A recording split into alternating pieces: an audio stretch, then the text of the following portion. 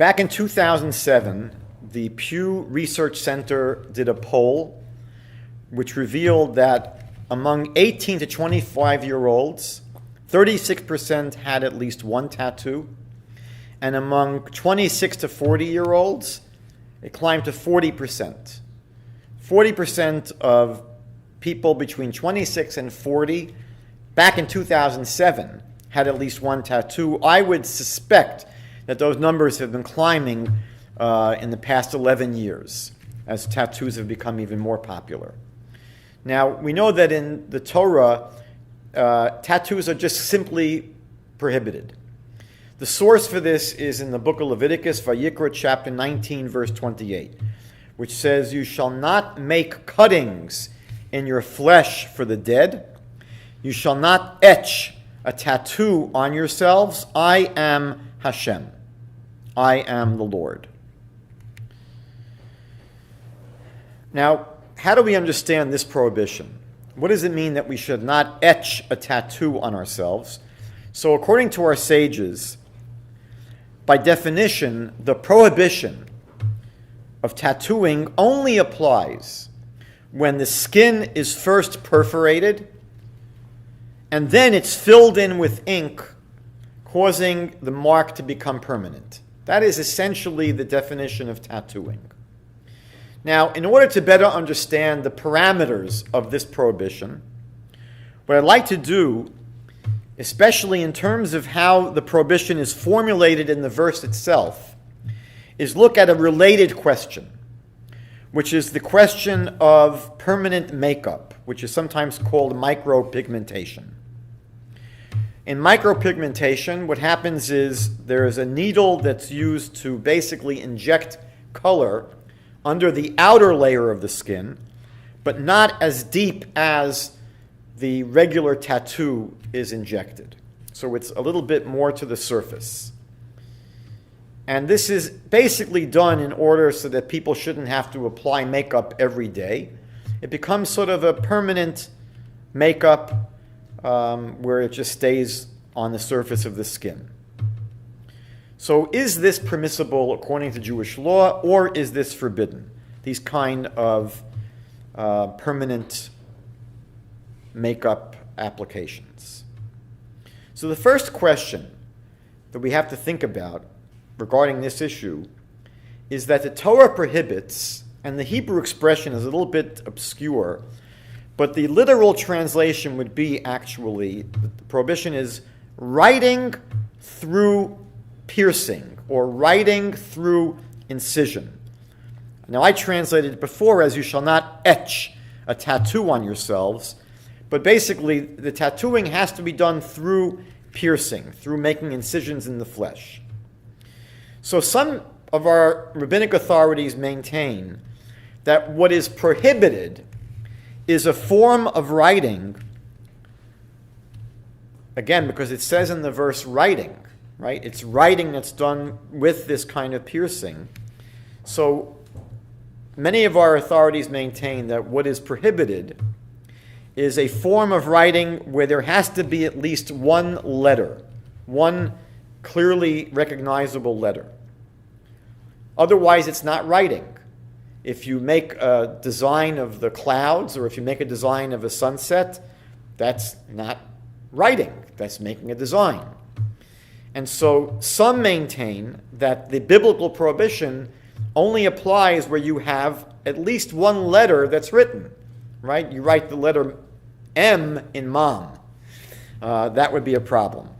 If you write the whole word, it's even worse. Others disagree. Others say no, you don't actually have to have the writing of letters, and that any tattoo is biblically forbidden. So this is a disagreement among our rabbis. Do you actually have to have letters that come through when you have the application of a tattoo? However, all would agree that tattoos without letters, so for example, pictures or designs, would at least be rabbinically prohibited. So even those who would say that it's not a biblical prohibition if you're not writing letters, they would agree that it is rabbinically prohibited. Question number 2. the biblical piercing and filling in procedure has to lead to a permanent tattoo mark. That again is the definition of a tattoo. It has to be permanent because the pigmentation is injected deep into the skin. The prohibited kind of tattoo is one because the piercing goes deep into the skin, the colors that are injected into those piercings become permanent. So the question is, what about tattoos that are not as deep? Right? The permanent makeup is injected into a higher level of the skin, closer to the surface of the skin. And so the question is, what about this micropigmentation? It's not really permanent. It usually lasts maybe 5 years tops. So that's a question that the rabbis ask. Would this kind of permanent makeup be prohibited since it's not permanent? And again, what we find is that some authorities maintain that this is still biblically prohibited even though it's not permanent for 120 years. As long as it's lasting, a significant amount of time, it would be biblically prohibited. While others disagree, and they would say, no, it's only a rabbinic prohibition if it's not actually permanent. And then there's a final question, which is that the verse in Leviticus, if you remember, it ended with the words, I am Hashem, Ani Hashem. Now, many commentaries believe that what is the purpose of this verse ending by saying Ani Hashem? And they maintain that the verse is teaching us that the original biblical prohibition was somehow connected with negating pagan idolatrous practices. And that the prohibition was connected with negating these practices. So today, what happens if someone gets a tattoo for reasons having absolutely nothing to do with idolatry or paganism? They just want to look beautiful. So they're not doing it for the purpose that the Torah seems to be concerned with. So again, we have a dispute among the rabbis. Some authorities believe that in such a case, a tattoo would only be violating the prohibition on a rabbinic level, but not biblically.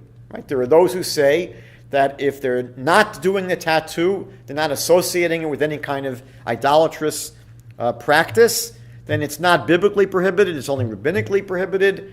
But others insist that no, intent is not significant, it's not relevant, and that even if it's just for aesthetic purposes, all tattoos are biblically forbidden. So what does that leave us in terms of these permanent makeup applications? How do we view this question of permanent makeup?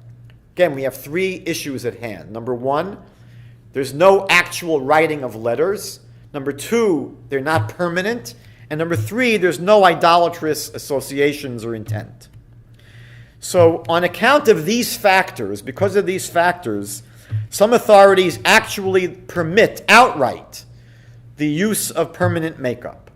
They say because we don't have any letters, they're not permanent, it's no idolatrous intent, some authorities actually say there's no problem at all and they're permitted. However, the vast majority of our rabbis insist that it is at least rabbinically prohibited kind of tattooing. It may not be biblically prohibited, but at least it's rabbinically prohibited. However, in a case where this kind of permanent tattoo is for correcting a blemish or a scar, most rabbis permit this use of micropigmentation, since it would only be violating a rabbinic prohibition. And the Talmud teaches us that in a case of preserving human dignity, when it's for the purpose of preserving human dignity, we are allowed to violate a rabbinic prohibition. By comparing the problem of micropigmentation to actual tattoos, we can see that when it comes to actual tattoos, certainly when there are letters, certainly when they are permanent, they are clearly biblically prohibited according to all opinions. Now, what might the reasons be for this prohibition against tattooing? So we have to appreciate that, like almost all biblical prohibitions, The Torah does not provide a rationale or a reason. Torah doesn't tell us why we shouldn't be eating shellfish.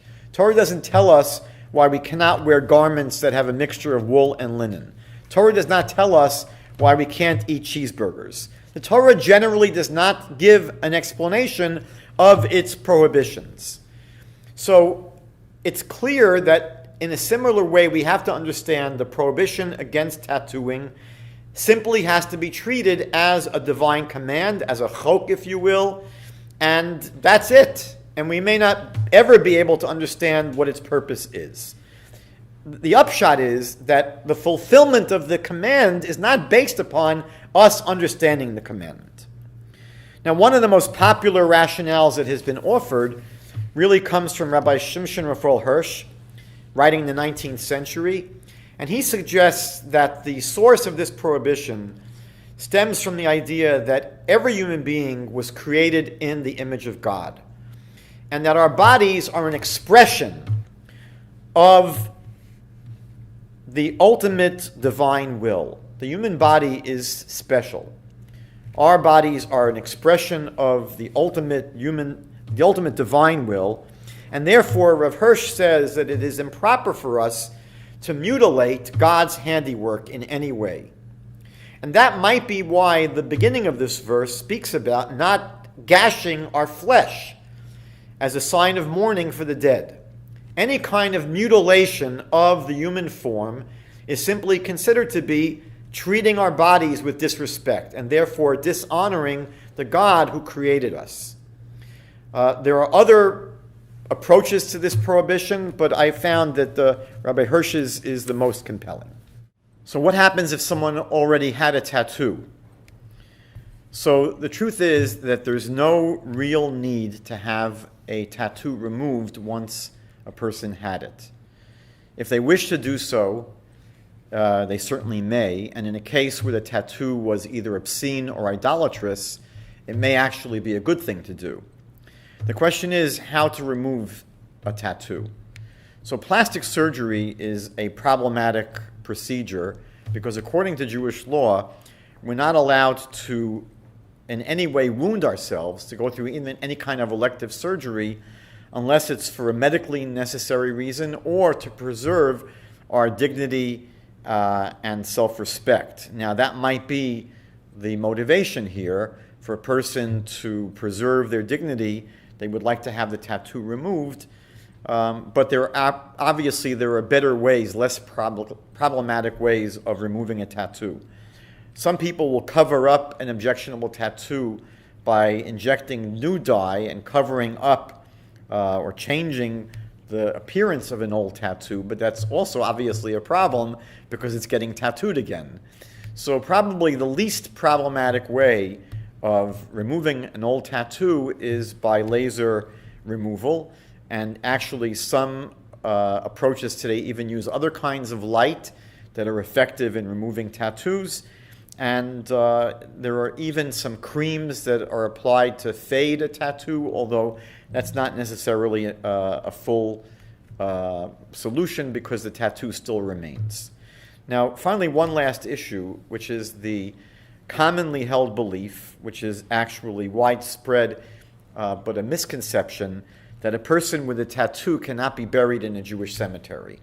The truth is there's no basis for this in Judaism whatsoever, and just as those who violate other Jewish laws, like violating the Sabbath or not keeping kosher, those people can be buried in a Jewish cemetery, so too someone who violated the biblical law of getting tattooed can also be buried in a Jewish cemetery.